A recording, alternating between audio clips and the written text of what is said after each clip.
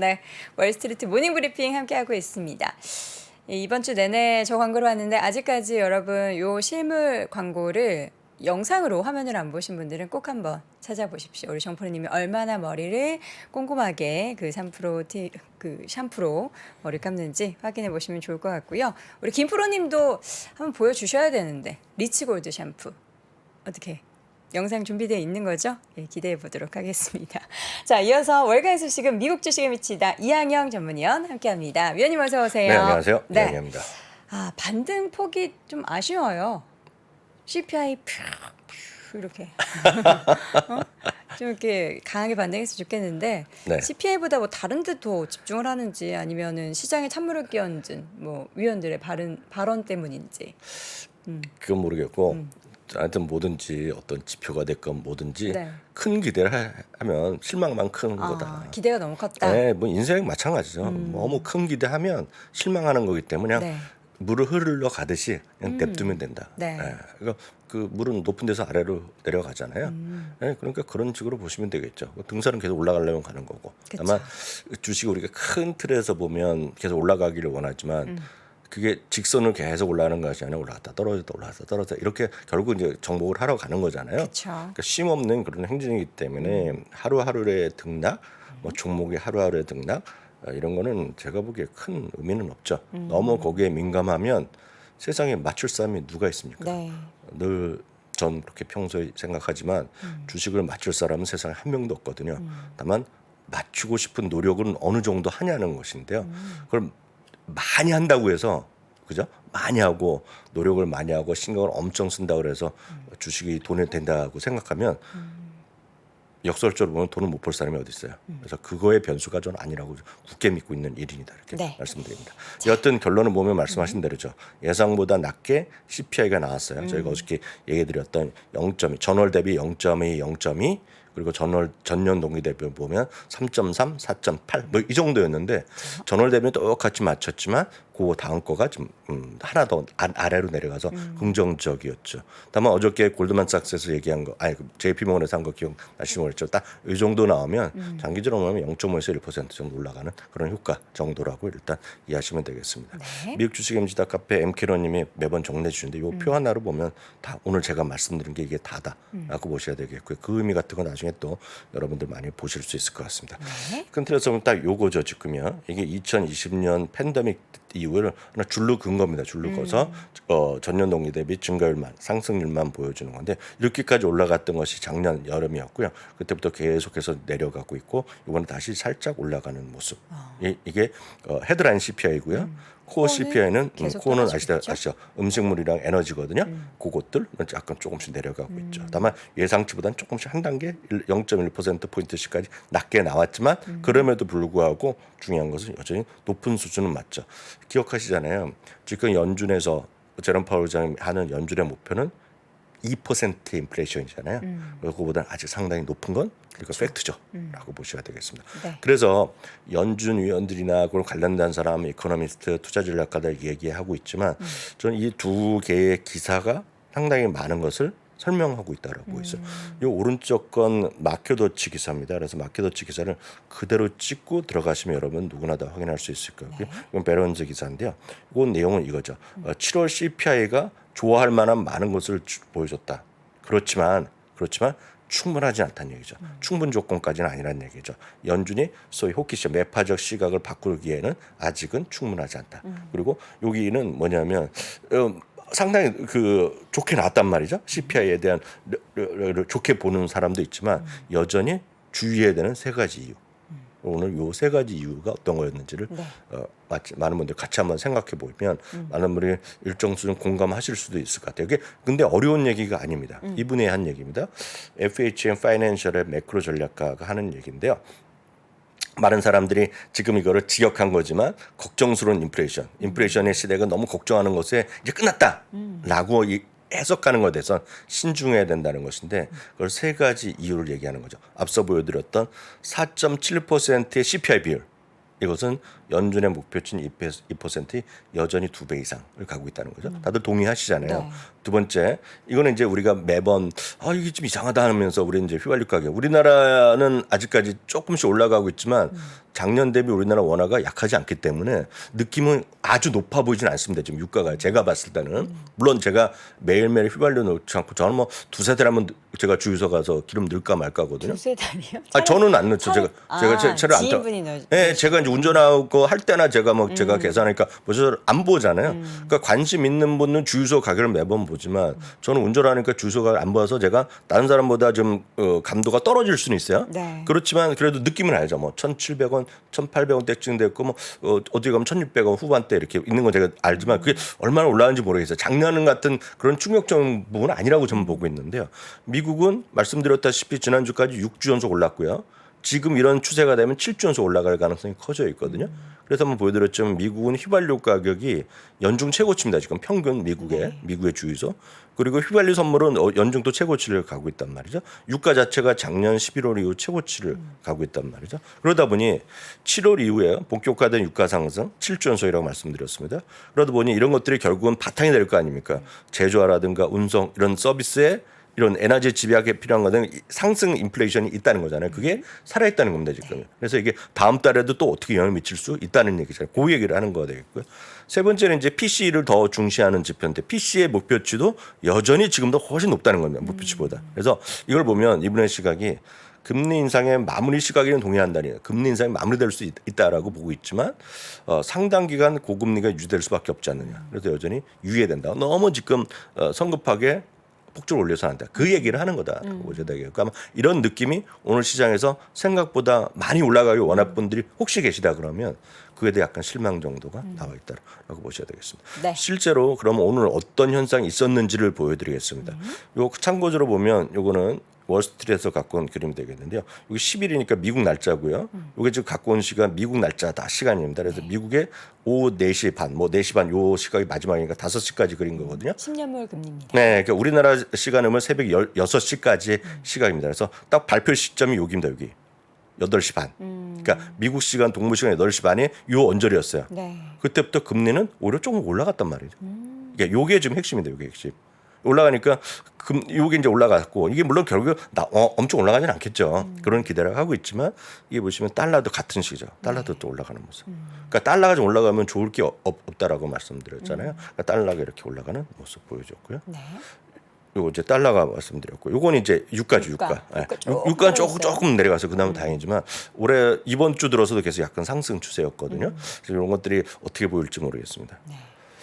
그래서 그런 금융시장의 변화가 있었다. 그래서 이런 것들 때문에 말씀드렸다시피 오늘 생각만큼 많은 분들이 많은 분들이 어느 정도 생각했는지 모르지만 딱 보면 와 좋다라고 생각한 분들이 꽤 많았을 것 같아요.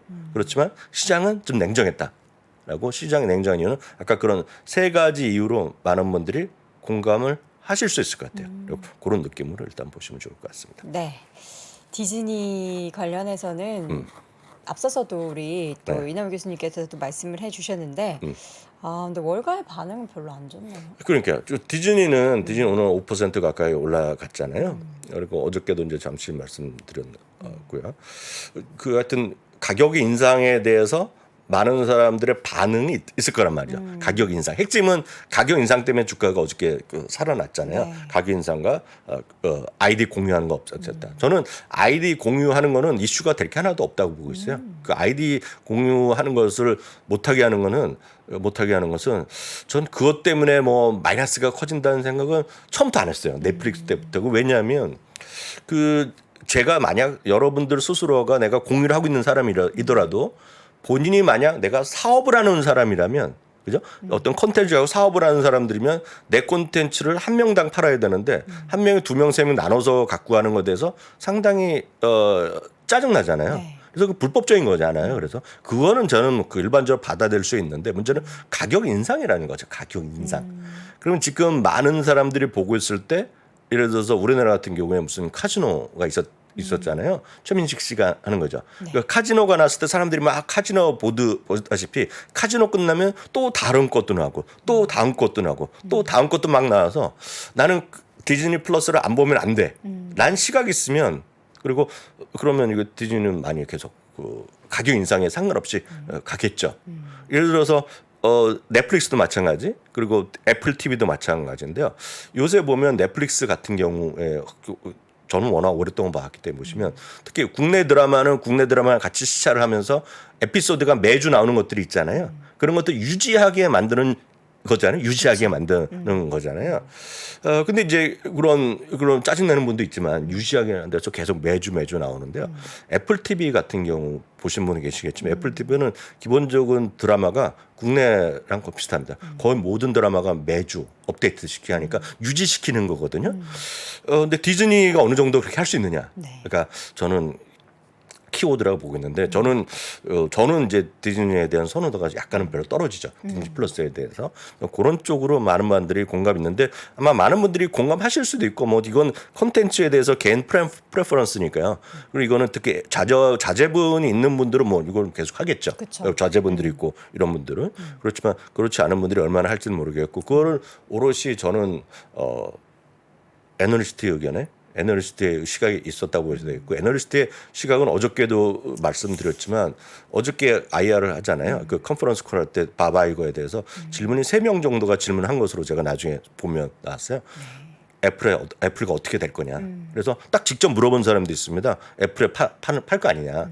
팔 거 아니야 그랬더니 완전히 그냥 definitely no 했어요. 안 했어요. 그리고 그런 말까지 했습니다. 무슨 테크 기업의 디즈니를 팔어? 말도 안 되는 얘기를 했는데 그걸 관해서 또 질문할 정도로 지금 애널리스트의 관심은 실적이나 가격 인상도 있지만 디즈니의 어떤 지분 구조의 변화 그리고 디즈니의 상품의 매각 이런 것도 있죠. 분야를 띄어팔든지 뭘 띄어팔든지 그에 관심이 온통 집중했는데 어저께는 그에 대해서 약간 실망한 게 많이 있지 않느냐라는 거죠. 그래서 월가의 반응은 주가의 반응과는 약간 동떨어졌다. 왜냐하면 디즈니 정도 되면은요 이게 업데이트가 많이 나와야 됩니다. 일단. 네. 근데 최소한 10개 정도 나와야 되거든요. 근데 2개밖에 안 나왔던 것 자체는 디즈니에 대해서 반응이 좀 썰렁한 거 아니냐라는 생각을 간접적으로 볼 수 있겠고요. 저는 2개밖에 안 나오는 거에 일단 깜짝 놀랐고요. 목표 주가도 좀 내렸잖아요. 예를 들어서요. 이게 투자 의견이 물론 어저께 약간 못 맞춘 부분도 있지만 그 가격 인상 나오고 그러면 이게 목표 주가 올릴 수는 있어요. 그 매출단이 올라갈 거죠. 예, 올리는데 이거를 예를 1달러 내린 거는 뭐 그래. 이건 너 디테일하게 열심히 하는 친구라고 칭찬해 줄 수 있어요, 이거는. 웰스파고. 얘는 모델이 있는 애네. 1달러. 오케이. 굿잡이라 할 수 있지만 10달러, 9달러 내린 건요. 이거는 생각이 뭔가 달라졌다는 거예요, 이건요. 투자에 대한. 네, 물론 다른 의견도 있을지 모르겠지만 하여튼 2개밖에 안 나온 것 자체는 약간은 매력이었다. 저는 그렇게 생각을 하죠. 그러니까 사실 저는 제일 좀 안타까운 게 네. 디즈니가 많은 분들이 이제 자식에게 모아주는 주식 중에 하나로 굉장히 또 상위권을 차지했잖아요. 네네. 근데 그 자식들이 이제 나중에 이제 성인이 돼서 그 주식을 봤을 때는 좀 좋아져야 할 텐데 지금 미래가 뭐 제대로 그려져 있지가 않아가지고. 네, 이제 추석이 또 한 달 정도 이번에 네, 어떤 네. 언제 추석인 줄 알고 네. 한달 9월 말 10월쯤엔 추석이잖아요.